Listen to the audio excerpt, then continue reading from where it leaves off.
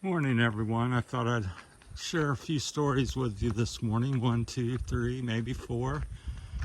We're start off back in America. When I was there, everybody's always surprised here when I say, well, there's very poor people or homeless people in America. So I drove by a road that I often go on, and I'm self-employed and landscaper, big truck and trailer, and there's a couple down there, man and woman.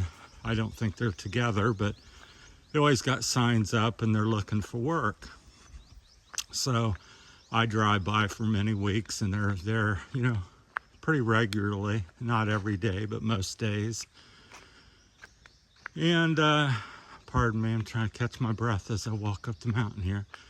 And so one day I was, kind of feeling like I should maybe try to do something instead. So many people seem to just drive by, few people give them money. That's their purpose. So one day I stopped. I said, at the light, I said, I've got some work for you. If you both want to work today, I need some help. I'm doing some mulching or something, carrying some rock and mulch, doing some landscaping, which is what I do. And their signs there said, we're, looking for work, willing to work, looking for work.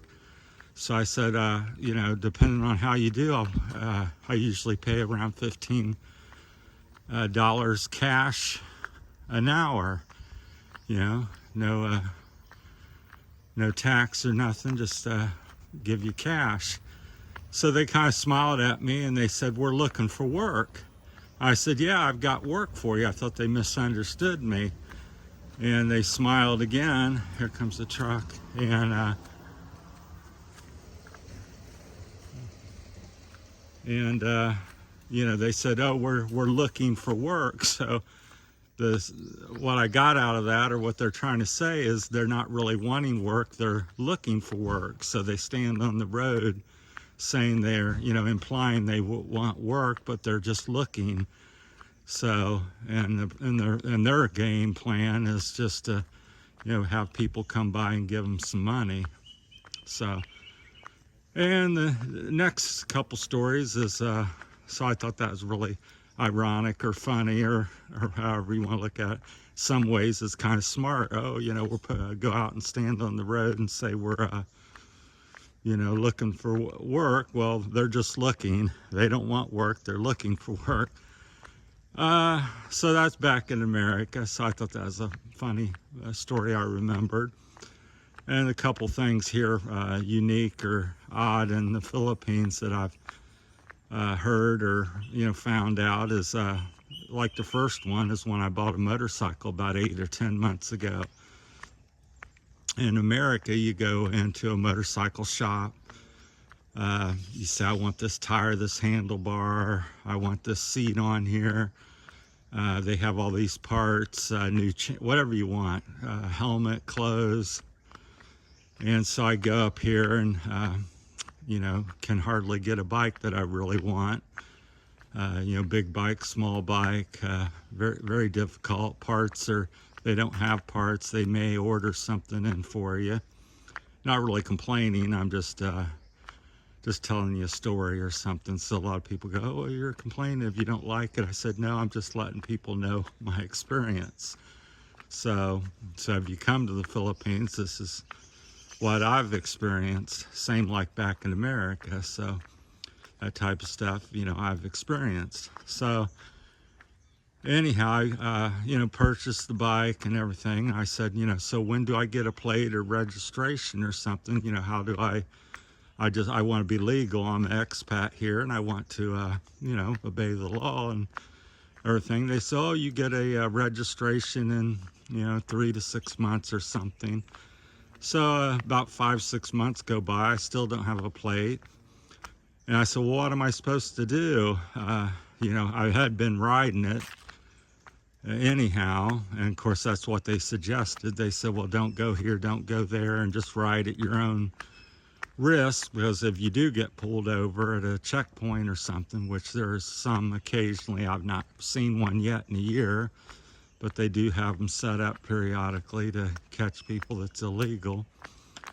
And so the game plan here is you buy a new bike. I pay cash. It's my bike. You know, there's no problem with that, but I can't get the paperwork, and I'm supposed to ride illegal for up to 6 months or something. Then I talked to some local friends of mine. They go, well, I've been, they're local people, and they said, I bought a bike here 5-6 years ago. I still don't have it registered. I haven't gotten the paperwork, or I just got it. And like 5 years of riding, you know, forced to ride illegally at you know, somebody at the government's, you know,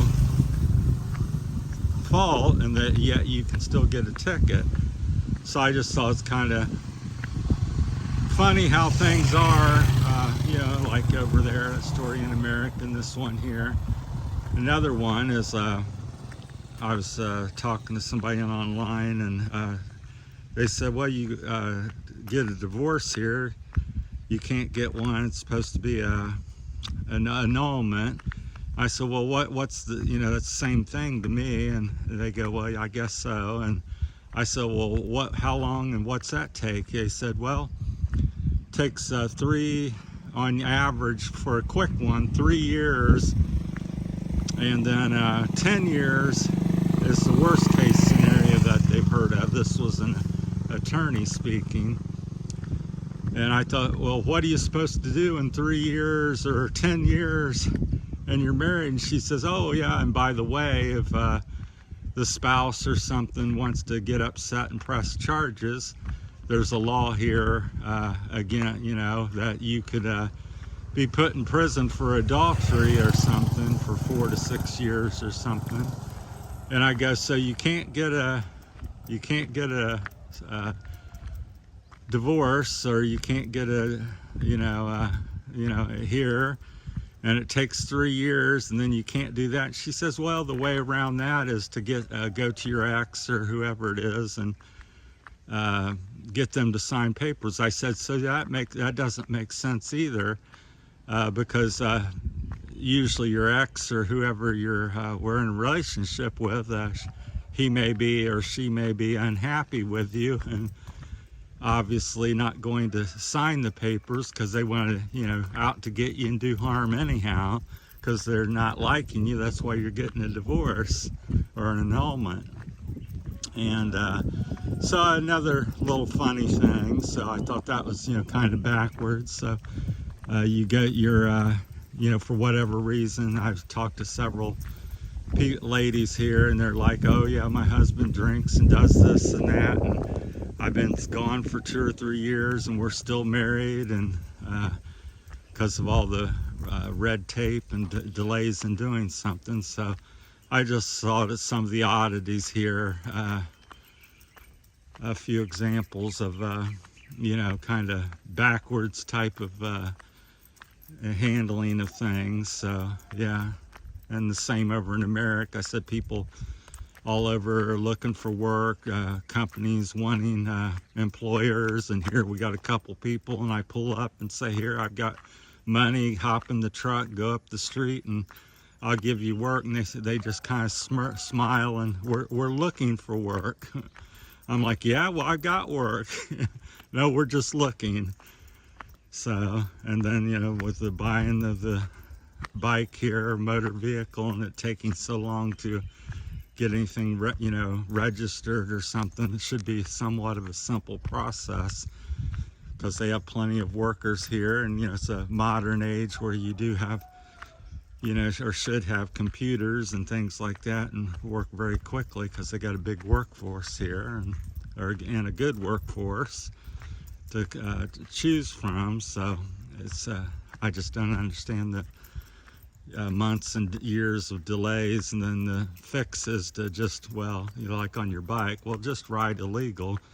And what I found here is like on the motorcycling and cars and stuff, I would say, well, a local told me they think it's 50-60% of the people aren't registered, don't have a license, blah blah blah. So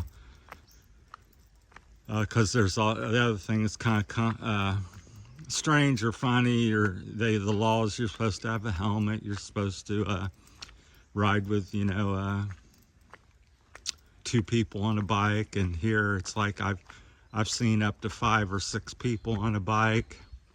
This is not a trike, of a motorcycle with, you know, a traditional seat, you know, and things like that. So what I'm trying to say in the Philippines is, you know, a lot of there's laws and stuff, but a lot of things just, you know, go by the wayside. So I've seen on the trikes, I've seen a carabao, I've seen them hauling sugar cane, I've seen them hauling a pig, I've seen them hauling on a trike for people, a little mini trike cab thing they use here. I've seen them haul 8, you know, 6, 7, 8 people on it, 1 or 2 up on the roof, a couple hanging off the side, 3 in the seat, 3 in the front seat, 3 in the back seat. So yeah, and they're really designed, you know, maybe for 4 or 5 people comfortably or safely. But anyhow, it's just interesting. I don't really care per se myself. I just think it's strange when I'm trying to somewhat obey the law, and you know, and I'm unable to do that.